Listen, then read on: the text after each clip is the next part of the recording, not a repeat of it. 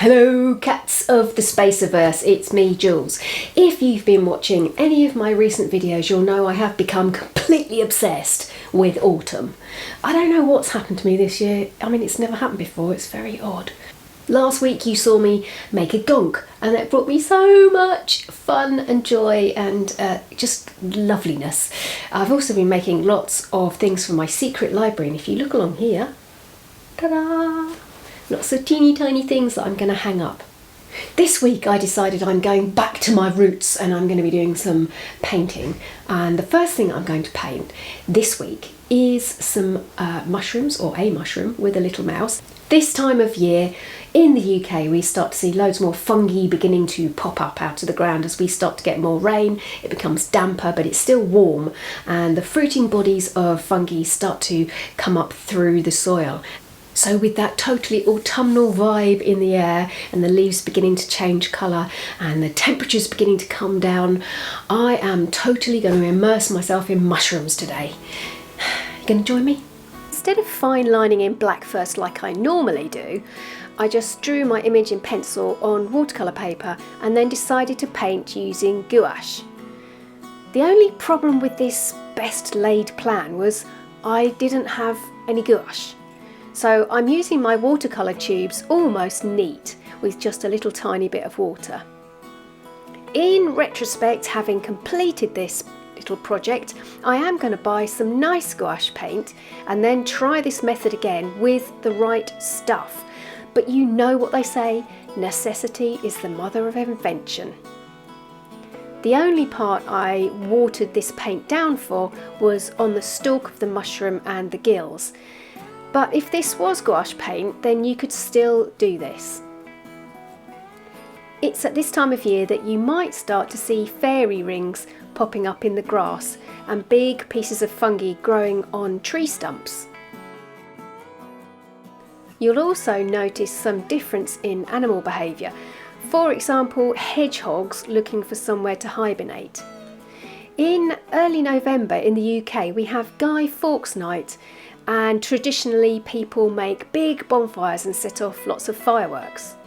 It is so important to keep your bonfire wood in one place and then come the day to stack it for your big bonfire party on that day in a different place, because a lot of hedgehogs think that it's a great place to hibernate, and yeah, we need our hedgehogs.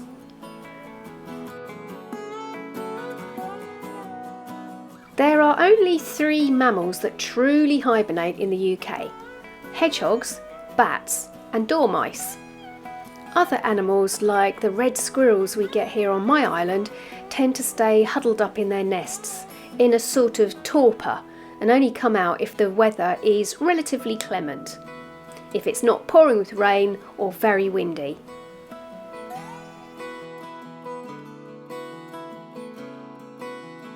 I've used my beloved Inktense pencils for the detail, which was my favourite part of doing this little image. I think when I've got the right gouache paint, I'm going to use normal colouring pencils and not water soluble, because I wanted to press quite hard with a sharp tip, and the pigment on the Inktense is just a little bit too crumbly to do that. If you have a look at fly agaric mushrooms, they go through quite a bit of transformation if they haven't been nibbled by mice, who are now lying in a field flat on their back, finding meaning in the cloud formation. When the mushrooms grow big enough, they flatten out, and then the tiny spores in the gills can spread about in the wind and reproduce. The mycelium, that's the white filament that you find underground, often forms a relationship with trees around it, wrapping around the tree roots and supplying the tree with nutrients from the soil. And the fungi can receive sugars from the tree and to some extent get some protection and moisture. These particular fungi are very toxic to humans, so if you do see them, admire their beauty, but don't pick and eat them. Ugh.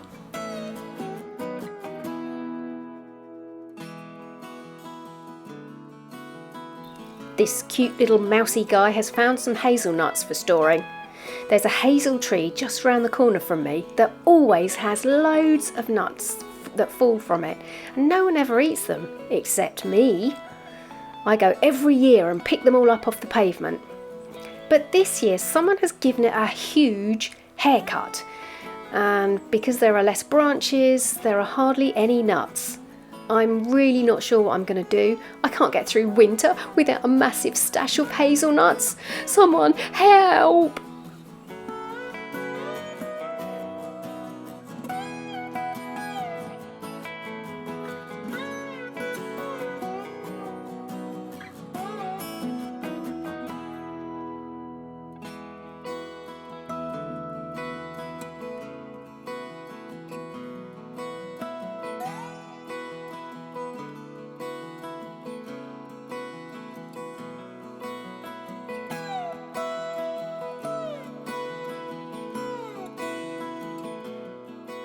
I picked up the ink black pencil just to do some of the finer details, like a bit more to the eye, some whiskers and the eyelashes.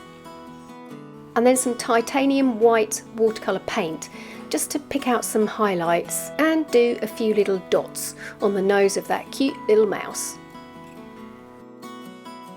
Well, that was an enjoyable way to spend a few hours. If you liked it, got anything out of it, then I'd really appreciate a little thumbs up it and a subscribe if you happen to think you might want to find out more about painting and making stuff, because that's what I'm going to be focusing on this year. Next week we're all about hares and full moons. I don't think I'm a werewolf, so I think you should be safe.